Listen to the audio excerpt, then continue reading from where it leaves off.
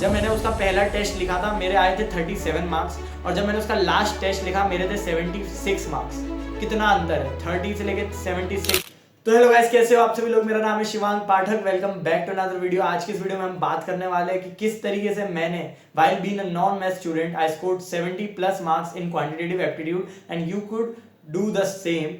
आप in fact 80 plus और 90 plus भी स्कोर कर सकते हो। देखो मैथ्स का पेपर जनरली इजी आता है, मतलब लोग बहुत डर के जाते हैं कि बहुत मुश्किल आएगा। हाँ, अगर तुमने नहीं पढ़ा होगा तो भाई तुम्हारे लिए तो सब कुछ ही मुश्किल रहेगा। तो पढ़ना तो पड़ता है, बिना पढ़े तो ऐसे कुछ नहीं होगा। बाकी मैं आपको बताने वाला हूँ कि आपको किस तरीके से पढ़ना है, कहाँ कौन सी फैकल्टीज से पढ़ना है, फ्री लेक्चर आपको कहाँ से मिलेंगे, आपको क्वेश्चन प्रैक्टिस क्वेश्चन प्रैक्टिस नहीं एमसीक्यू प्रैक्टिस कहाँ से करनी है, रिवीजन किस तरीके से करना है और आपका डेली आपको टाइम किस तरीके से अलॉट करना है क्वांटिटेटिव एप्टीट्यूड को।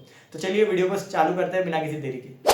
तो गाइस सबसे पहले बात कर लेते हैं फैकल्टीज की। तो फैकल्टी में मैं अभी आपको रिकमेंड करना चाहूँगा आप अभी इन डेप्थ लेक्चर की तरफ जाओ, जो रेगुलर लेक्चर्स होते हैं उनकी तरफ जाओ। और एक ही सर है जिनके full in depth regular lecture जो है यूट्यूब पर फ्री और कॉस्ट अवेलेबल है। मैंने खुद इनसे पढ़ा है, वो है अली सर। इनकी प्लेलिस्ट आपको सीए पराग गुप्ता 2.0 चैनल पे देखने को मिल जाएगी। मैंने खुद इनसे नोट्स बनाए हैं, इनकी कैलकुलेटर ट्रिक से अपने क्वेश्चन सॉल्व करे हैं और इन्हीं से मैंने खुद के कॉन्सेप्ट्स क्लियर करे हैं। ये बहुत अच्छा पढ़ाते हैं और क्या रहता है, ये फेस टू फेस वाली रिकॉर्डेड रहती है ना, तो इंटरेक्शन भी अच्छा होता है। आप ऐसे बोर नहीं होते हो, कभी कभी कॉमेडी होती रहेगी, कभी कभी कुछ हंसी मजाक होता रहेगा, तो आपको ऐसा बोरिंग सा नहीं लगेगा और आप पढ़ भी लोगे। अब आपको कवर कैसे करना है, आपको हर दिन 1.5 से 2 लेक्चर एटलीस्ट देखना है। और देखने के बाद आपको क्या करना है, पहले तो आपने सुबह देख लिया, जब भी आपका टाइम रहे। मैं 2 घंटा देता था अपने लेक्चर्स के लिए फॉर क्वांटिटेटिव एप्टीट्यूड।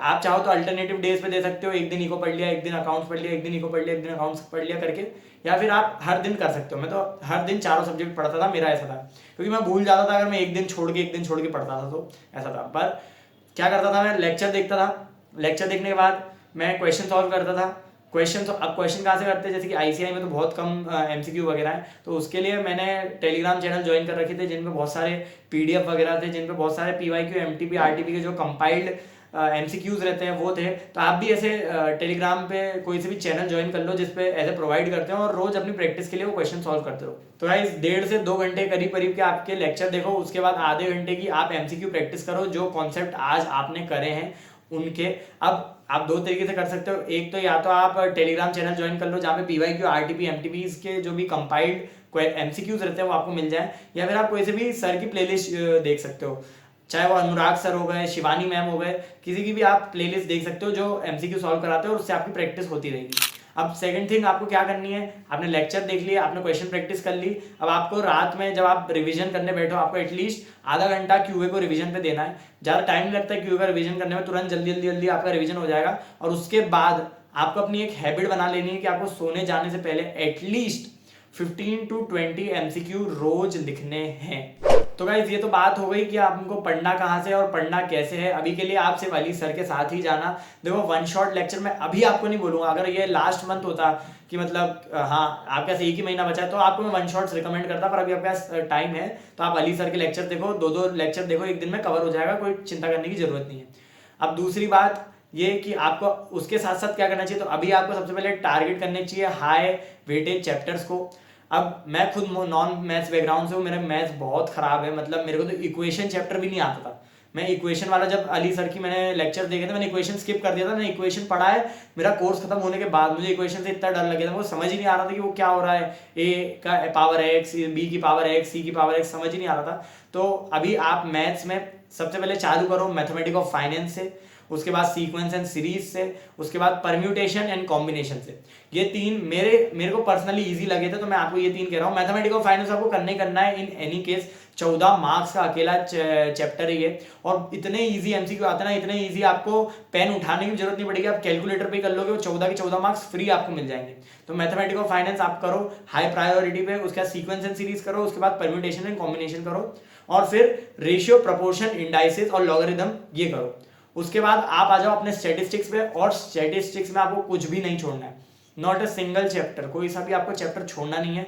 सारे के सारे आपको स्टैटिस्टिक्स के चैप्टर करने हैं, क्योंकि पता नहीं है, हो सकता है आप जो चैप्टर पढ़ के गए उसी से मुश्किल एमसीक्यू आ गए, और जो आप चैप्टर नहीं पढ़ के गए उससे इजी एमसीक्यू आ गए। ऐसा होता है भाई, मेरे साथ भी हुआ था।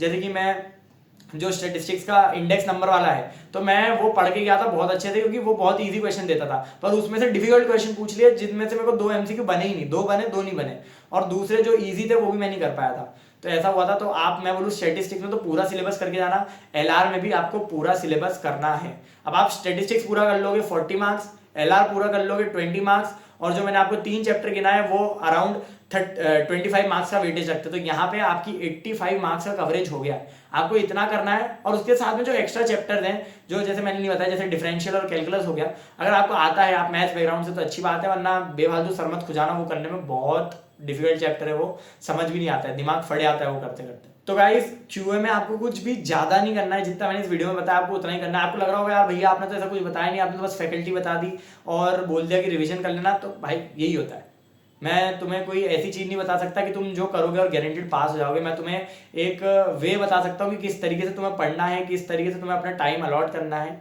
हाँ, टाइम अलॉट से याद आया, मेरा जो आइडियल टाइम था वो था 2 hours for lectures, half an hour for MCQ practice and half an hour for revision. यानी कि मैं दिन में 3 घंटा क्वांटिटेटिव एप्टीट्यूड को देता था। मतलब मेरा ऐसा था 3 घंटा लॉ, 3 घंटा क्वांटिटेटिव एप्टीट्यूड, क्योंकि ये दोनों मैंने 11th-12th में बिल्कुल नहीं पढ़े थे, तो इसलिए मैंने को 3-3 घंटे देता। तो ये 6 hours हो गए। उसके बाद 2 घंटे का अकाउंट्स और 1 घंटे का इकोनॉमिक्स, तो 3, 3, 6, 2, 8 और 1, 9 घंटे का मेरा एक दिन में इफेक्टिव टाइम टेबल था। हाँ, मतलब 9 घंटे का बोल के था, बाकी मैं 7 घंटे के करीब करीब ही पढ़ता था। और guys last and most important thing, मैंने खुद 75 मार्क्स के चैप्टर कवरेज कर गया था मेरे क्वांटिटेटिव एप्टीट्यूड के उसमें एग्जाम में, but I still scored more than 70 marks. यानी कि मैंने जितना करा था उतना मैं ऑलमोस्ट करके आया हूँ सही। तो ये मैंने कैसे करा, ये मैंने रिवीजन की वजह से करा है। मैंने रिवीजन टाइम पे एक फ्री वाली टेस्ट सीरीज ज्वाइन करी थी, जो एक सर करवाते हैं, बहुत ही अच्छी टेस्ट सीरीज है। अभी आपको ऐसे इसका कोई लेना देना नहीं है, पर मैं आपको बता दूं कि ये वीडियो में मैं ही आपको लाके दूंगा। वो टेस्ट सीरीज इतनी काम की है कि मतलब जब मैंने उसका पहला टेस्ट लिखा था मेरे आए थे 37 मार्क्स, और जब मैंने उसका लास्ट टेस्ट लिखा मेरे थे 76 मार्क्स। कितना अंतर है, 30 से लेके 76 मार्क्स। तो वो आपको बहुत ज़्यादा काम आएगी। तो अभी के लिए आपको कुछ नहीं करना है, अभी के लिए आपको अपने कॉन्सेप्ट तगड़े करने पे ध्यान देखना है, अभी के लिए आपको अपने लेक्चर्स कंप्लीट करने पे ध्यान देना है, और लास्ट के 1 मंथ में आप मेरे ऊपर छोड़ दो कि आपको रिवीजन कैसे करना है, MCQ कहाँ से करना है, और फ्री वाली जिस टेस्ट सीरीज की मैं बात कर रहा हूँ वो कहाँ से ज्वाइन करनी है। अभी के लिए आपको सिर्फ अपने कॉन्सेप्ट तगड़े करने पर ध्यान देना है, ठीक है गाइज। और मैं पहले बता दूँ, जिनका भी पहला अटेम्प्ट है ना भाई, तो पहला अटेम्प्ट गोल्डन अटेम्प्ट होता है।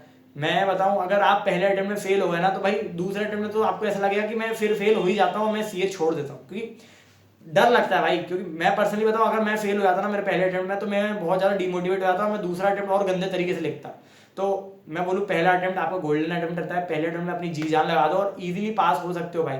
जो ये है ना कि ऐसे ही फेल कर देता है, ठीक है ऐसे ही फेल करता होगा, पर जो 40 मार्क लाता होगा उसको करता होगा। अगर आपके 55-60 मार्क्स होंगे तो 15 मार्क्स थोड़ी काट देगा ऐसे ही। तो आपको किसी भी चीज़ की टेंशन नहीं लेनी है, आपको सिर्फ पढ़ाई पे ध्यान देना है, दूसरों की बातों में नहीं आना है कि डिफिकल्ट होता है, पेपर चेकिंग बेकार होती है, लॉ बेकार होता है, ये होता है फलाना। अभी आपको सिर्फ पढ़ने पे ध्यान देना है। So guys that's it for the video. मैं मिलता हूँ आपको अगली वीडियो में, तब तक के लिए tata bye bye, take care. और अगर किसी को CA इंटरमीडिएट के ग्रुप 1 की वीडियोस चाहिए तो भाई कमेंट कर देना। अगर मुझे अराउंड 15 to 20 कमेंट्स आ गए तो मैं CA इंटरमीडिएट की भी वीडियोस लाना चालू कर दूंगा। अभी मैं CA इंटर की वीडियो इसलिए नहीं ला रहा हूँ क्योंकि अभी मैं खुद CA इंटर में बस एंटर ही हुआ, मुझे 3 months हुए हैं, तो मैं आपको इतना ज़्यादा अभी इंसाइट्स दे नहीं सकता हूँ। बट अगर आपको फैकल्टीज वगैरह जाननी, जैसे मई अटेम्प्ट वालों को कि हम ग्रुप 1 कहाँ से करें, तो मैं आपको ग्रुप 1 का बता सकता हूँ। अगर आपको चाहिए वो वीडियो तो आप कमेंट कर दो, मैं आपके लिए वो वीडियो भी ला दूँ।